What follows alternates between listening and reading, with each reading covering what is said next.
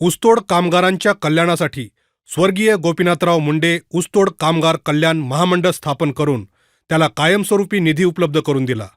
या महामंडळाच्या माध्यमातून कधीच शासन दरबारी नोंद नसलेल्या ऊसतोड कामगारांची शासन दरबारी कामगार म्हणून नोंद झाली.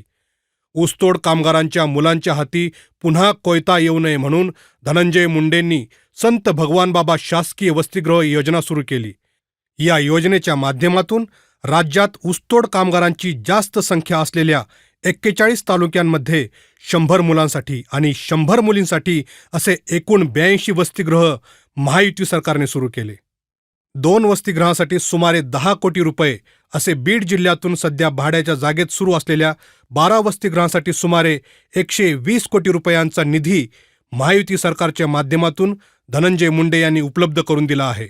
ऊन, वारा, पाऊस याची तमा न बाळगता ऊसाच्या बुडावर कोयत्याचे घाव घालून आपली साखर गोड करणाऱ्या कष्टकरी ऊसतोड कामगारांचे ऊस तोडणीच्या हंगामात अनेक छोटे मोठे अपघात होतात, मात्र त्यांना कुठल्याही विम्याचे कवच नव्हते.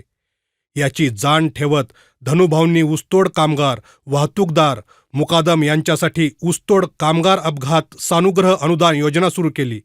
या योजनेतून अपघात झाल्यास उपचारांसाठी मदत, मृत्यू झाल्यास कुटुंबाला मोठ्या प्रमाणात मदत, इथपासून ते अगदी ऊसतोड कामगारांच्या झोपड्यांना सुद्धा आर्थिक संरक्षण देण्यात आले आहे. महाराष्ट्रातील, विशेष करून बीड जिल्ह्यातील ऊसतोड कामगारांच्या आर्थिक उन्नतीचे, ऊसतोड कामगारापासून ऊस उत्पादित करणारा शेतकरी घडवण्याचे स्वर्गीय गोपीनाथराव मुंडे साहेबांनी पाहिलेले स्वप्न ऊसतोड कामगार महामंडळाचे जनक धनुभाऊ साकारत आहेत. राष्ट्रवादी काँग्रेस आणि मित्रपक्ष महायुतीचे अधिकृत उमेदवार धनंजय पंडितराव मुंडे यांनाच प्रचंड बहुमतांनी विजयी करा. त्यांची निशाणी आहे घड्याळ घड्याळ घड्याळ.